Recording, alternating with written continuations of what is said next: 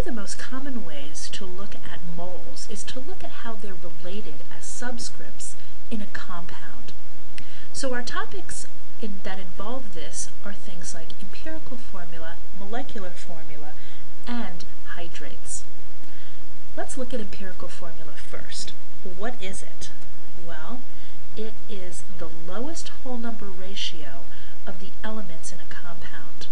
In other words, the subscripts that you see mathematically, when they are the lowest whole number ratio, that is the empirical formula. It's more importantly a mathematical relationship. Sometimes compounds have relationships that are not lowest ratios. Subscripts in any compound are mole ratios, so that's why we discuss it here in this chapter with the mole. What I'm going to be doing is I'm going to be showing you a step-by-step way to solve these empirical formula problems. Then in the next slide we're going to actually use that and show you how it works. Let's look at the step-by-step for those people that like to have. Number 1. If you're given grams, convert to moles. If you're given percent composition, however, assume 100 grams and then convert that to moles. We will talk about the importance of that in a minute. We then write the moles as subscripts. Remember, the subscripts are mole ratios anyway. Number 3, divide by the smaller number. And the last thing is, you're going to identify the lowest whole number ratio. And to do that, you might need to multiply through by some other number, like a 2, a 3, a 5, or whatever it is, to get that lowest ratio. I'll show you some example of that in our next slide. Here's the example. Questions like this. Determine the empirical formula for a compound that is 48.8% carbon, 8.16% hydrogen, and 43.2% oxygen. Now, in this particular example, we're going to follow the steps of the previous slide. And remember, it said, if you're given percent composition, you're going to assume 100 grams. Now, why would you do that? Well, remember, when you add up the three percentages, you should get 100%. So if you assume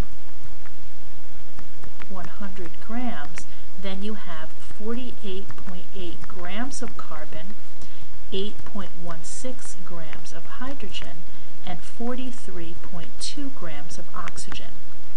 Now you notice if you add those three percentages up, you don't get exactly 100, and that's because of some rounding that happened prior to this particular problem. Don't let that bother you. Just assume 100 grams and proceed on. The next thing it said is you're going to convert all of these to moles. So I'm going to show you how to do the first one. Question mark moles, 48.8 grams of carbon. Now how do we do that? Well, with dimensional analysis, remember, we have to have grams of carbon here and moles of carbon in the top. To go from grams to moles very easily, 1 mole is 12 grams, and we look up the formula mass. When we work it out, we get 4.06667. I just rounded it a little bit. Obviously, I did not round to 3 significant figures, but that's okay because we're going to be finishing this off differently anyway. We do the same thing for the other two. How many moles of hydrogen are in 8.16 grams of hydrogen, and how many moles of oxygen are 43.2 grams of oxygen? When we work both of those out, we get 8.16 grams of hydrogen and 2.17 moles of oxygen. So we've converted everything to moles using their formula mass. The next thing is you're going to write the moles as subscripts. So this is carbon, moles of carbon. And so I'm going to write carbon, and I'm going to write 4.06667. Then I'm going to write hydrogen, 8.16, and oxygen, 2.7. Notice the way in which the elements were listed in the original formula is the way that I write them in the compound. Carbon was mentioned first, so I write it first. Hydrogen was written second, so I write it second. Oxygen is written third, so I write it third. Putting the number of moles down here. This is important, not grams, moles. To make the ratio a little bit smaller, because we never really would have a compound with these funny looking subscripts, one thing that often helps is to divide by the smaller number. And so I'm going to do that. And when I do, of course, oxygen is going to be a 1 because 2.7 divided by 2.7 is 1. But what I get with carbon is 1.506. Hydrogen is 3.02. That's pretty close to 3, and oxygen, of course, is 1. Now, I want to keep this ratio the same. In other words, 1.5 I wouldn't really round up to 2. So when I have something like this is a 0.5.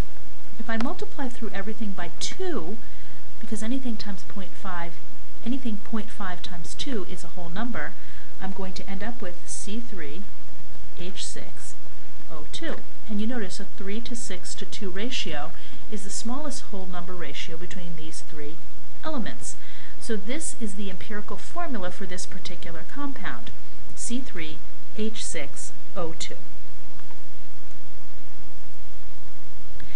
But even though empirical formula is important, molecular formula is actually what we're most interested in chemistry, because it's the actual way elements combine to form a compound. These are a whole number multiple of the empirical formula.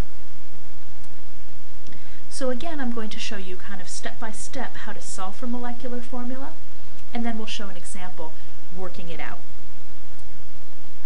Now the first step here is pretty important, and that relies on what we learned in a couple of slides prior. Find the empirical formula. You have to find the empirical formula just the way I showed you. You then divide the molecular mass, which they will provide for you in the question, by the empirical mass to get a whole number, or close to 1. You don't have to do any multiplying. Hopefully when you divide you get exactly a whole number. And then multiply all the subscripts of the empirical formula by that number. That's the molecular formula. So let's look at an example and see how it's done. Here's another example where it says determine the molecular formula of a compound that has a molecular mass of 118.1 grams per mole and is composed of 40.68% carbon, 5.08% hydrogen, and 54.24% oxygen. So, like the previous example, you have to get the empirical formula first. So I'm going to do a quick jump. I'm not going to show you all the steps along the way. I will tell you, however, that when I solved for carbon, I got 3.39 moles. And of course, hydrogen I got 5.08 because its formula mass is 1. And oxygen I got 3.39. Those are the numbers I got when I converted to moles. I then divide by the smaller, which of course is 3.39. It looks like it's going to work out really well because, you know, carbon and oxygen are going to be 1. But what I end up with is CH 1.49O. And of course, carbon and oxygen are 1. I didn't write it. We again have the same problem as I had with our last empirical formula example. 1.49 is pretty close to a 1/2. And if we multiply through by 2, I'm going to get C2H3O2. And this is the empirical formula for this particular compound. It's not an ion, don't think it's acetate. That's the empirical formula.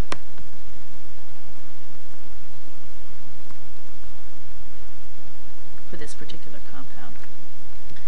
So the Lowes ratio is a 2 to 3 to 2 ratio. Now, how does this problem differ from empirical formula? Well, the empirical formula is actually the harder section to complete. Once we're done that, we have to take the molecular mass, which is provided, 118.1, and divide it by the empirical mass. That means I added up 2 carbons, so 12 times 2, plus 1 times 3, each oxygen is 1, and times 2. And when I work it all out, I get 59. That's the mass of C2H3O2. And when I divide it, I get 2.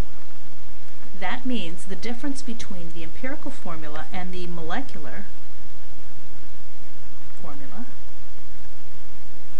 is a factor of 2, because remember, the molecular formula is a whole number multiple of the empirical. So I take this 2 and multiply it by all the subscripts. So I end up with C4H6O4. And that is the molecular formula of this particular compound.